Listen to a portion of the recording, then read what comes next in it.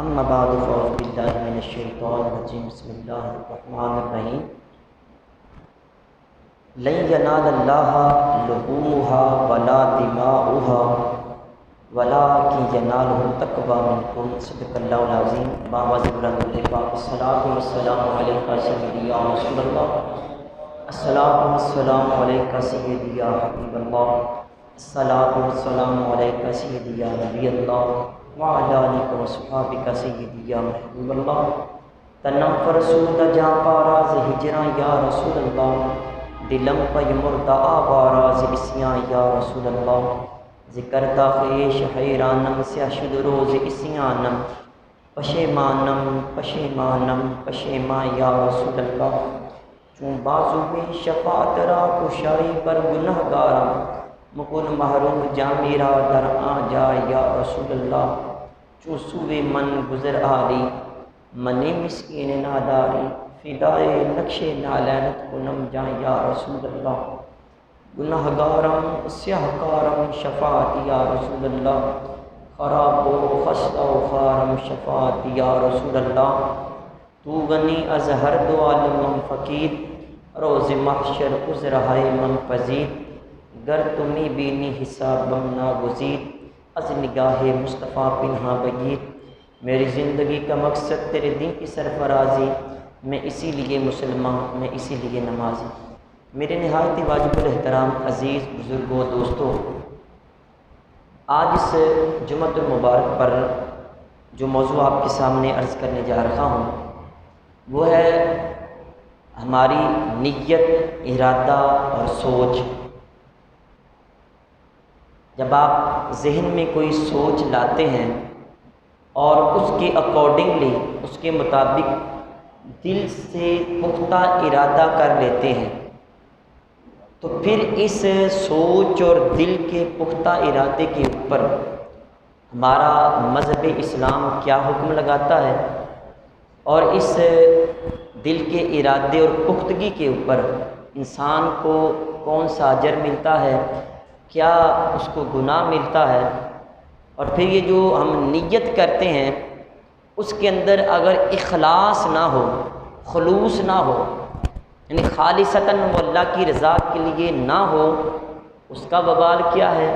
اگر خالصتاً وہ اللہ کی رضا کے لیے کام کیا ہو تو اس سے انسان کو کیا فائدہ ملتا ہے۔ پھر اسی ضمن میں یہ بھی آپ کے سامنے عرض کروں گا کہ جب بندہ یہ خالصتاً اللہ تعالیٰ کی رضا کے لیے اللہ کو راضی کرنے کے ارادے سے کوئی کام کرے تو وہ جو کام ہے انسان کو اس دنیا میں بھی فائدہ دیتا ہے اور آخرت میں بھی وہ فائدہ دے گا۔ میرے کریم آقا صلی اللہ علیہ وآلہ وسلم اس اللہ کی رضا کے لیے کیے جانے والے اعمال کے بارے میں ایک واقعہ ہمارے سامنے ارشاد فرماتے ہیں، جس کو حضرت عبداللہ بن عمر رضی اللہ تعالیٰ عنہ آپ روایت کرتے ہیں اور حضور صلی اللہ علیہ وآلہ وسلم اس کو بیان فرماتے ہیں۔ حضرت عبداللہ کہتے ہیں کہ میں نے حضور علیہ السلام کو یہ فرماتے ہوئے سنا، فرمایا کہ ان طلق ثلاثۃ نفر ممن کان قبلکم، فرمایا تم سے پہلے لوگوں میں سے 3 بندے تھے جو کہ سفر پہ روانہ ہوئے، کسی سفر پہ جانا تھا، تینوں مل کے انہوں نے ارادہ کیا اکٹھے چلتے ہیں۔ حتیٰ آواہم المبیت الی غار فدخلوہ، آپ کو پتہ ہے پرانا دور تھا، یہ اسلام سے بھی پہلے کی یہ بات ہے، کئی سو سال پہلے کی یہ بات ہے، تو جنگل میں سے وہ گزر رہے تھے، وہاں رات کا وقت ہو گیا۔ اب انہوں نے یہ ارادہ کیا کہ ایک غار نظر آئی، اس غار کے اندر کہتے چلو رات گزار لیتے ہیں اور صبح اٹھ کے یہاں سے چلے جائیں گے۔ اب وہ تینوں بندے غار میں داخل ہو گئے۔ فانحدرت صخرۃ من الجبل فسدت علیہم الغار، جیسے ہی وہ تینوں افراد غار میں داخل ہوئے تو ایک پتھر اوپر سے لڑک کے نیچے آیا، اس نے غار کے منہ کو بند کر لیا۔ اب پتھر بہت بڑا تھا، ظاہر ہے اس کو دھکیل نہیں سکتے تھے، اگر کوئی دیوار ہو بندہ پھلانگ لیتا ہے، کوئی دروازہ ہو بندہ توڑ لیتا ہے، چاروں طرف وہ پہاڑ ہے، ایک چھوٹا سا وہ سوراخ ہے جہاں سے وہ گزرے تھے اس کو بھی پتھر بھاری بھرکم نے آ کے بند کر دیا، اب وہاں سے باہر نہیں نکل سکتے تھے۔ اب حضور صلی اللہ علیہ وآلہ وسلم نے اسے آگے فرمایا، اب تینوں بندوں نے آپس کے اندر جب گفت و شنید کی، گفتگو کی، تو انہوں نے یہ آپس میں یہ مشورہ کیا کہ انہ لا ینجیکم من ھذی صخرۃ الا ان تدعوا اللہ بصالح اعمالکم۔ تینوں نے کہا کہ اب اس چٹان سے، یعنی اس پتھر سے نجات ہمیں تب مل سکتی ہے کہ آپ اپنی زندگی میں کیے ہوئے نیک عملوں کو یاد کریں جو اللہ کی رضا کے لیے کیے تھے، اور پھر ان کے واسطے سے، ان کے وسیلے سے اللہ کی بارگاہ میں دعا کریں، مالک اگر میرا یہ نیک کام تیری رضا کے لیے تھا تو یا اللہ یہ اس پتھر کو ہمارے غار کے منہ سے ہٹا دے۔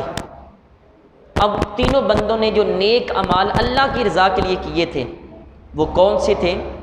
اب یہاں یہ بھی بات ذہن میں رکھیں کہ نیک اعمال اگر زندگی میں آپ نے اللہ کی رضا کے لیے کیے ہوں، دنیا کو دکھانے کے لیے نہیں۔ میں نے اکثر دیکھا ہے ہم نے کہ ہمارا اسلام ایک شو آف رہ گیا ہے، صرف دکھلاوے کا۔ ہم قربانی سے لے کر نماز، روزے، محافل تک ساری لوگوں کو دکھانے کے لیے کرتے ہیں، صرف اللہ کی رضا کے لیے کہے گا، دنیا کو دکھانے کے لیے نہیں ہے۔ اور یاد یہ رکھنا میری بات کہ دنیا کو راضی کرتے کرتے بادشاہ بھی دنیا سے چلے گیا، یہ دنیا راضی نہیں ہوتی، صرف اپنے مالک کو راضی کرے، اپنے رب کو راضی کرے، یقین مانے وہ رب راضی ہو گیا، یہ دنیا والے مرنے کے بعد بھی آپ کے وہ اچھائی کے گن گاتے رہیں گے۔ اور اگر بندہ دنیا کو خوش کرتا رہا، نہ دنیا میں خوش ہوں گے نہ مرنے کے بعد آپ کی یہ خوش ہوں گے۔ ہر کام اللہ کی رضا کے لیے کریں،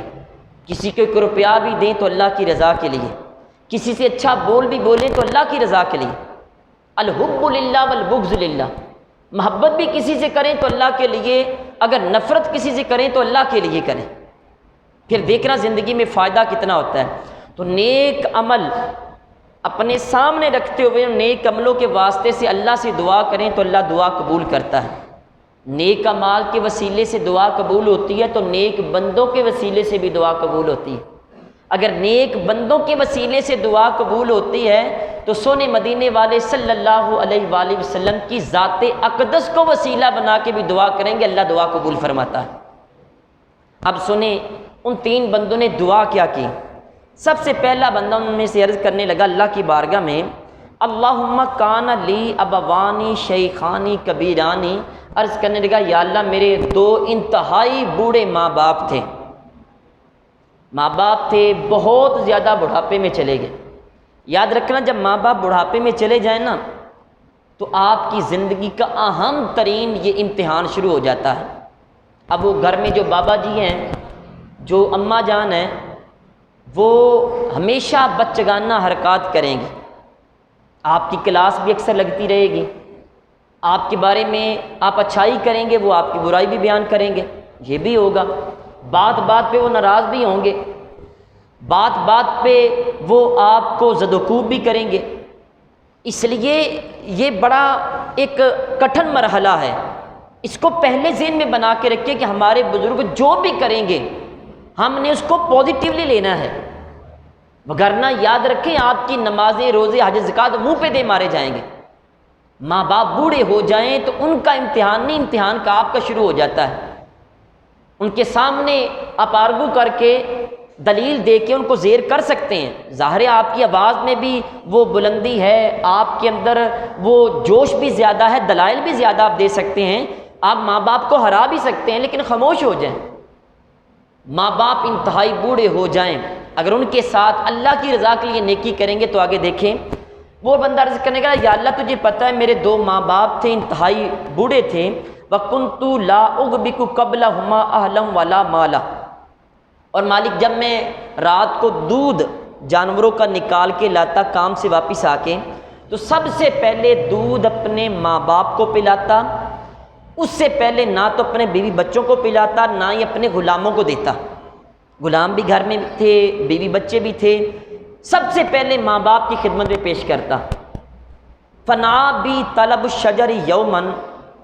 اور اے میرے مالک کو مولا تجھے پتہ ہے ایک دن میں لکڑیاں کاٹتے کرتے بہت دور چلا گیا، اور مجھے دیر ہو گئی۔ فلم ارح علیہما حتی ناما، جب میں رات کو واپس آیا تو میں نے دیکھا میری امی، میری والدہ اور میرے والد دونوں سو چکے تھے۔ فحلبت لہما غبوکہما فوجدتہما نائمین، میں نے دیکھا کہ وہ دونوں سو چکے ہیں، دودھ نکال کے پیالے میں لے کے میں آیا جب کمرے میں، فکرہت ان اوقظہما وان اغبک قبلہما اہلا و مالا او مالا، عرض کرنے لگا یا اللہ تجھے پتہ ہے کہ میں دودھ نکال کے لایا تھا تو دو کام میں نے وہاں پہ کیے۔ ایک تو میں نے ان کو بیدار کرنا بھی نامناسب سمجھا کہ یہ دونوں سو رہے ہیں، ان کو اٹھا کے دودھ پلا دوں، یہ بھی میں نے ناپسند سمجھا۔ اور دوسرا یہ کہ ان سے پہلے اپنے بیوی بچوں کو، غلاموں کو دودھ پلانا یہ بھی ناپسند سمجھا۔ میں نے کہا نہ تو ماں باپ کو جگاؤں گا اور نہ ہی ان سے پہلے اپنے بیوی بچوں اور غلاموں کو دودھ پلاؤں گا۔ میں وہاں پیالے میں دودھ لے کے کھڑا رہا، والقدح علی یدی، میں کھڑا رہا، پیالہ میرے ہاتھ میں تھا، انتظر استیقاظہم حتی برق الفجر والصبیۃ یتداغون عند قدمی، مالک ساری رات میں کھڑا رہا یہاں تک کہ فجر طلوع ہو گئی، اور میرے چھوٹے چھوٹے بچے میرے قدموں کے ساتھ لپٹ کے وہ روتے رکھے، بلکتے رکھے ابا جان ہمیں بھی دودھ دے دو، لیکن میں نے کہا نہیں، میں اپنے ماں باپ سے پہلے تمہیں دودھ نہیں پلاؤں گا، یہ صرف مالک تیری رضا کے لیے تھا۔ فاستيقظا فشربا غبوکہما، دونوں ماں باپ صبح کے وقت جب بیدار ہوئے، میں نے ان کی بارگاہ میں وہ دودھ لے کے کھڑا تھا، ساری رات کھڑا رہا، وہ دودھ ان کی بارگاہ میں پیش کیا اور انہوں نے پی لیا۔ پھر آگے دعا یہ کرتا ہے کہ اللہم ان کنت فعلت ذلک ابتغاء وجہک ففرج عنا ما نحن فی من هذه الصخرہ، یا اللہ اگر میرا یہ کام صرف تجھے راضی کرنے کے لیے تھا، ماں باپ کو راضی کرنا صرف تیری رضا کے لیے تھا کہ یا اللہ تو راضی ہو جائے، اے میرے مالک و مولا اس نیک عمل کا وسیلہ دے کے میں دعا کرتا ہوں یا اللہ اس پتھر کو سامنے سے ہٹا دے۔ میرے کریم آقا صلی اللہ علیہ وسلم فرماتے ہیں فن فرجت شیئا لا یستطیعون الخروج منہ، وہ پتھر اس سے ہٹا تو صحیح لیکن تھوڑا سا تھا، وہ نکل نہیں سکتے تھے باہر۔ اب پہلے بندے کی دعا سے تھوڑا سا پتھر ہٹا لیکن وہ باہر نہیں نکل سکتے تھے، نیک عمل کا واسطہ دے کے اللہ سے دعا کی تو اللہ تعالیٰ نے دعا قبول فرمائی۔ اب دوسرے بندے نے بھی اپنی زندگی میں جو نیک عمل کیا تھا، اس نے بھی اس نیک عمل کے ساتھ اللہ کی بارگاہ میں دعا کرنے کے لیے ہاتھ بلند کیے۔ وہ نیک عمل کون سا تھا؟ وہ دوسرا شخص کہنے لگا اللہم انہ کانت لی ابنت ام کانت احب الناس الیہ، یا اللہ میری ایک چچا کی بیٹی تھی، میری کزن تھی، اور پوری دنیا میں سب سے زیادہ اس سے محبت کرتا تھا۔ اور دوسری روایت میں ہے کنت احبھا کا اشد ما یحب الرجال النساء، یا اللہ جتنا کوئی شوہر اپنی بیوی سے محبت کرتا ہے اس سے بھی زیادہ میں اپنی اس چچا زاد بہن سے، اپنی کزن سے محبت کرتا تھا، یعنی وہ میری محبوبہ تھی، معشوقہ تھی میری، میں بڑی اس سے محبت کرتا تھا۔ پھر وہ عرض کرتا ہے کہ فَأَرَدْتُ عَلَى نَفْسِهَا فَامْتَنَتْ مِنِّي حَتَّى أَلَمَّتْ، وہ عرض کرنے لگا یا اللہ میں اس کے ساتھ برائی کا ارادہ رکھتا تھا، اپنی نفسانی خواہش کو پورا کرنا چاہتا تھا، میں اس کے ساتھ برائی کرنا چاہتا تھا، زنا کرنا چاہتا تھا، لیکن میری چچا کی بیٹی مجھے قریب نہیں آنے دیتی تھی، وہ بڑی نیک تھی، پارسا تھی، اور میں فل انداز کے اندر میں بغیرت بن چکا تھا۔ میں نے کہا کہ کسی نہ کسی طریقے سے میں نے اس کے جسم کے اوپر قبضہ کرنا ہے، لیکن وہ مسلسل انکار کرتی رہی۔ پھر وہ کہتے ہیں حتی علمت بہا سنت من السنین، اے میرے مالک و مولا تجھے پتہ ہے پھر ایک سال ایسا آیا کہ جب بارشیں نہیں ہوئی تھی، جب بارشیں نہ ہو تو قحط سالی پڑ جاتی ہے، جب گندم نہ اگے، چاول نہ اگے، چارہ نہ اگے، پھل نہ اگے تو پوری دنیا کے اندر اناج ختم ہو جائے، تو قحط سالی پڑ گئی، بارشیں نہ ہوئیں۔ اب وہ غریب تھی، اوپر سے قحط سالی ہو گئی، اور بھی زیادہ غربت تلے دب گئی۔ فجاءتنی فآتیتها 20 و100 دینار علی ان تخلی بینی و بین نفسها ففعلت، اب وہ میرے پاس آئی، چچا کی بیٹی مجبور ہو گئی۔ ہمارے معاشرے میں بھی یاد رکھیں کہ کئی ایسے واقعات ہمارے سامنے ہوں گے کہ کوئی مجبور بندہ آپ کے پاس آئے گا، مجبوری کا فائدہ اٹھا کے کبھی بھی برائی کا ذہن نہ بنانا۔ بڑے معاشرے میں ایسی مثالیں ملتی ہیں، مہنگائی عروج کے اوپر ہے، ہماری کئی مائیں بہنیں بیٹیاں وہ فیکٹریوں کے اندر کام کرتی مجبور ہو کے، اور کچھ لوگ آفسز کے اندر اور اپنی فیکٹریوں کے اندر، اپنے بزنس کے اندر ان بیچاری بیٹیوں کی مجبوری کا فائدہ اٹھاتے ہیں۔ دیکھیں آج اگر آپ کسی بندے کی مجبوری سے فائدہ اٹھا رہے ہیں، کل کو آپ بھی مجبور ہو سکتے ہیں، کبھی آپ کے اوپر بھی عذاب آ سکتا ہے۔ کئی دفعہ ایسا ہوتا ہے چھوٹے چھوٹے کام ہمارے ساتھ کسی کے پڑتے ہیں، ہم ان کی مجبوری کا فائدہ اٹھاتے ہیں۔ اب وہ کہتے ہیں کہ فجاتنی، وہ میری چچا کی بہن میرے پاس آئی اور میں نے اس کو کہا میں تمہیں 120 دینار، یہ سونے کے ہوتے ہیں، درہم چاندی کا، کہتے ہیں میں 120 دینار دوں گا، لیکن میری کنڈیشن، شرط یہ ہے کہ وہ میری چچا کی بہن کو میں نے کہا کہ شرط یہ ہے کہ وہ مجھے اپنے جسم کے اوپر قدرت دے گی، یعنی برائی کرنے دے گی، اس شرط پر 120 دینار دوں گا کہ وہ مجھے اپنے ساتھ زنا کرنے دے گی۔ ففعلت، وہ مجبور تھی، میں بے غیرت تھا، وہ راضی ہو گئی بیچاری اپنی مجبوری کی بنا پر۔ اس نے کہا ٹھیک ہے میں تمہیں زنا کرنے دوں گی، مجھے 120 دینار دے دو۔ اب وہ کہتا ہے کہ یا اللہ تجھے پتہ ہے، جب وہ تیار ہو گئی، حتی اذا قدرت علیہا، یہاں تک کہ جب میں بالکل برائی کرنے لگا۔ دوسری روایت میں یہ ہے فلما قعدت بین رجلیہا، جب بالکل اس کے قریب میں بیٹھ گیا برائی کرنے کے لیے، تو اس عورت نے آگے سے یہ کہا اتق اللہ ولا تفض الخاتم الا بحقیہ، اس نے کہا خدا سے ڈر، اتق اللہ، اللہ سے ڈر، ولا تفض الخاتم الا بحقیہ، اور اس مہر کو نہ حق نہ توڑ، یعنی اس امانت کے اندر خیانت نہ کرو، اللہ سے ڈرو۔ جب اس نے، میں بالکل سامنے اس کے قریب بیٹھا تھا، برائی کرنے لگا تھا، اس وقت اس نے جب مجھے اللہ کا واسطہ دیا، میرے دل میں مالک تیرا خوف پیدا ہو گیا، میں ڈر گیا۔ یاد رکھیں اللہ تعالیٰ سے ڈرتے رہیں۔ میرے کریم آقا صلی اللہ علیہ وسلم نے اتق اللہ حیث ما کنت، جہاں بھی رہو اپنے رب سے ڈرتے رہو۔ اور میں آپ سے یہ عرض کرتا ہوں کہ ایک جملہ اپنی زندگی میں وہ ہمیشہ مد نظر رکھیں، آپ اس دنیا میں جتنی بھی برائیاں اس سے بچنا شروع ہو جائیں گے۔ وہ کون سا کہ اللہ ہمیں دیکھ رہا ہے۔ آپ کاروباری زندگی کر رکھے ہیں، اپنی دکان کے سامنے لکھ کے لگا لیں اللہ دیکھ رہا ہے۔ اب جب آپ کے دل میں یہ ہوگا کہ اللہ دیکھ رہا ہے جہاں بھی آپ رہیں، تو پھر انسان چاہے گاہک نہ بھی دیکھ رہا ہو تو آپ دو نمبری کرنے پہ راضی نہیں ہوں گے۔ آپ کا باس اگر نہیں بھی دیکھ رہا وہاں پہ کام پہ، تو آپ پھر بھی ایمانداری کے ساتھ کام کریں گے۔ آپ اپنی ڈیوٹی مکمل صحیح انداز میں کریں گے جب آپ کے دل میں یہ خوف ہو کہ میرا رب مجھے دیکھ رہا ہے۔ کبھی اس نسخے کو آزما کے تو دیکھیں، پھر دیکھنا بہت زیادہ برائیاں آپ سے خود بخود دور ہو جائیں گی، کیونکہ آپ کے دل میں یہ ہے کہ اللہ دیکھ رہا ہے۔ اس عورت نے کہا کہ اللہ سے ڈرو اور نہ حق اس مہر کو نہ توڑو۔ تو وہ بندہ کہتا ہے یا اللہ فانصرفت عنہا وہی احب الناس الیہ وترکت الذهب الذی آتیتھا، اس نے کہا مالک تجھے پتہ ہے وہ میری چچا زاد بہن کو میں نے چھوڑ دیا اور وہ وہاں سے چلی گئی، حالانکہ میں پوری دنیا میں سب سے زیادہ اس سے محبت کرتا تھا، اور جتنے میں نے اس کو پیسے دیے تھے 120 دینار وہ بھی میں نے اس کو دے دیے۔ میں نے کہا یہ 120 دینار لو اور جاؤ، چلی جاؤ، میں تمہارے ساتھ برائی نہیں کرتا ہوں۔ وہ بندہ عرض کرتا ہے کہ اللہم ان کنت فعلت ذلک ابتغاء وجہک فافرج عنا ما نحن فیہ فانفرجت الصخرۃ غیر انہم لا یستطیعون الخروج منہا۔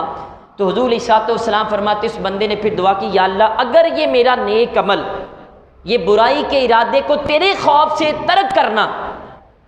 ایک ہوتا ہے برائی کو ترک کرنا کہ مجھے کوئی دیکھ لے گا، وہ فلانا دیکھ لیں، وہ فلانا ایسے کر لے، پولیس کے ڈر سے کسی چیز کو ترک کرنا یہ اور چیز ہے، لیکن خالصتاً اللہ سے خوف کھاتے ہوئے کسی کام کو اب ترک کریں گے، برائی کو چھوڑیں گے، اس کا مزہ اور ہوگا۔ وہ بندہ کہتا ہے یا اللہ اگر یہ میں نے برائی کا ارادہ ترک کیا تھا صرف تجھے راضی کرنے کے لیے، تو مالک اس پتھر کو ہم سے ہٹا دے، حضور علیہ الصلوۃ والسلام فرماتے ہیں وہ پتھر تھوڑا سا اور سائڈ پہ ہوا لیکن وہ باہر نہیں نکل سکتے تھے۔ اب 2 بندوں کی دعا سے پتھر وہ اتنا سائڈ پہ ہو گیا تھا کہ اب وہ باہر نہیں نکل سکتے تھے، صرف تھوڑا سا باقی تھا۔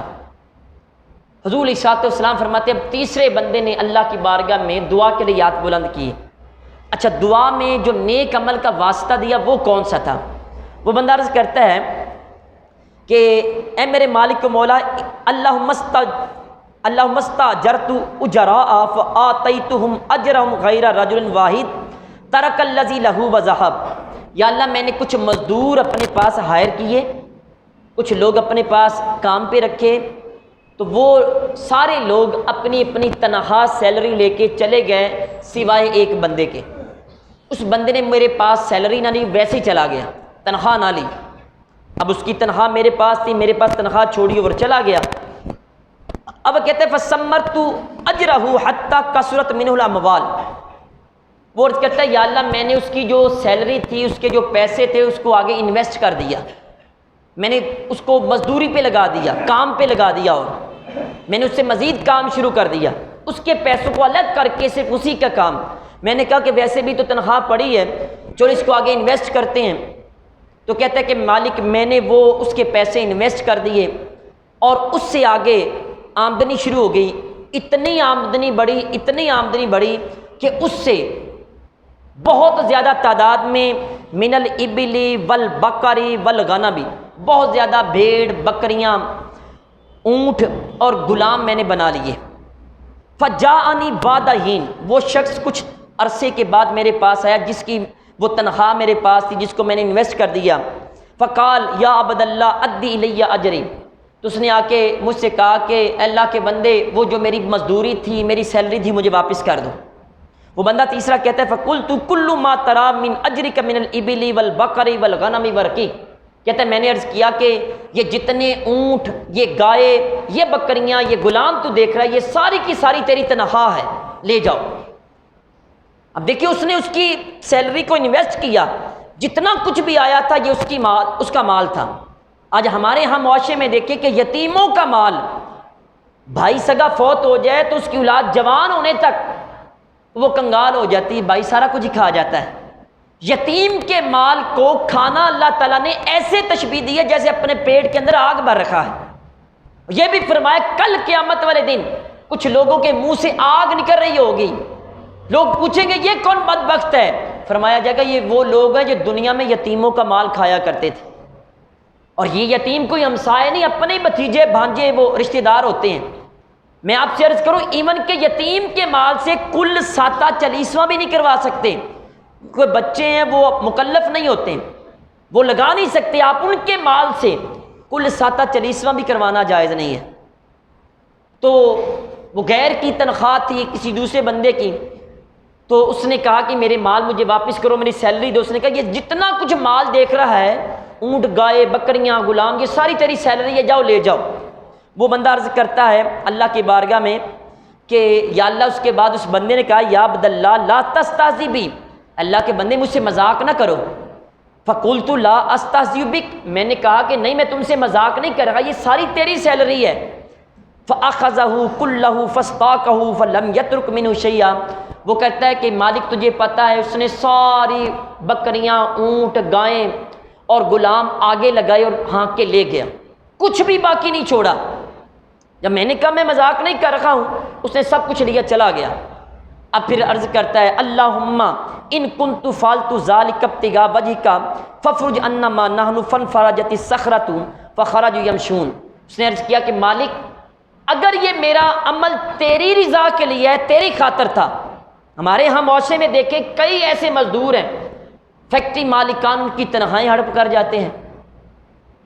اور ان کا رزق چھین لیتے ہیں، کام پہ لگے ہوئے مزدوروں کی مزدوری کے اوپر ڈاکہ ڈال لیا جاتا ہے، وہ بیچارے سٹرائک کرتے پھرتے ہیں، احتجاج کرتے پھرتے ہیں، پروٹیسٹ کرتے ہیں، لیکن کوئی سننے والا نہیں ہے۔ دیکھو کوئی اگر دنیا میں سننے والا نہیں ہے تو اللہ کی ذات تو سن رہی ہے نا۔ آپ تھوڑی ان کی مزدوری کو اپنے پاس رکھ لیں گے، امیر نہیں ہو جائیں گے۔ کسی کا حق نہ ماریں، کسی کے حق کے اوپر نہ حق قبضہ کرنے کی کوشش نہ کریں۔ اس تیسرے بندے نے عرض کی یا اللہ، اگر یہ کام تیری رضا کے لیے تھا، تجھے راضی کرنے کے لیے تھا، مالک اس چٹان کو سائڈ پہ کرتے۔ میرے کریم آقا صلی اللہ علیہ وسلم نے فرمایا فن فرجرت الصخرۃ فخرجوا یمشون، وہ پتھر بالکل سائڈ پہ ہوگا، تینوں بندے وہاں سے چلتے ہوئے آگے چلے گئے۔ اب دیکھیں کہ کام جتنے بھی نیک ہوں ان کو اللہ کی رضا کے لیے کریں، آپ کی سوچ اور ارادہ صرف اللہ کو راضی کرنے کا ہو، پھر اس کام کا مزہ آتا ہے۔ ہمارے ہاں اکثر لوگوں کو راضی کرنے کے لیے کام کیے جاتے ہیں، ایون کہ اگر آپ نے نماز پڑھی ہے اور اس لیے پڑھی ہے کہ سر پہ ٹوپی رکھی، ماما رکھا اس لیے سے کہ لوگ مجھے نمازی کہیں گے، آپ نے صفوں کے اوپر رگڑ رگڑ کے یہاں پہ محراب بنا لیا اور یہ کہیں گے لوگ مجھے نمازی کہیں گے، یاد رکھیں وہ نمازیں منہ پہ دے ماری جائیں گی۔ کوئی بھی کام کریں صرف اللہ کی رضا کے لیے کریں، اللہ کو راضی کرنے کے لیے کریں۔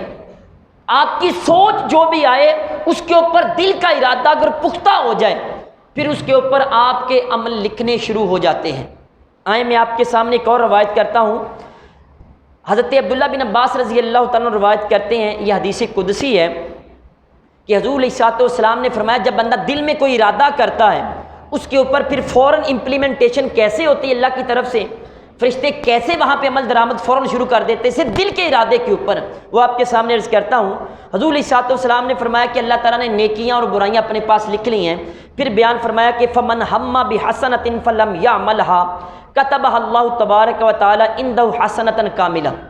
کوئی بندہ اپنے دل میں صرف ارادہ کرے نیکی کا، میں یہ نیک کام کروں گا، غریب کی مدد کروں گا، کی نہیں ہے، یہ روڑا سائڈ پہ درمیان میں پڑا اس کو سائڈ پہ کروں گا، کیا نہیں ہے، میں یہ نماز پڑھوں گا، نماز پڑھی نہیں ہے، میں اس فلاں بندے کی مدد کروں گا، کی نہیں ہے۔ نیک عمل نیک کام کا دل میں صرف ارادہ کے سوچ آئی، دل میں پختہ ارادہ کیا کہ میں یہ کام کروں گا، لیکن آپ نے کیا نہیں ہے۔ نیک عمل کا ارادہ کیا لیکن نیک عمل کیا نہیں ہے۔ اب اس دل کے ارادے کے اوپر اللہ کی طرف سے فوراً آپ کو کیا ملتا ہے؟ فرمایا کتب اللہ تبارک و تعالی عنده حسنۃ کاملہ، اللہ تعالیٰ اس دل کے ارادے کے اوپر جو اس نے کیا ہے نیک کام کرنے کا لیکن کام کیا نہیں ہے، اللہ پھر بھی اپنے ہاں ایک مکمل نیکی لکھ لیتا ہے۔ نیک کام کا ارادہ کیا لیکن نیک کام کیا نہیں ہے، اللہ مکمل نیکی لکھ لیتا ہے۔ پھر فرمایا بین ہم بہا، نیک کام کا ارادہ کیا،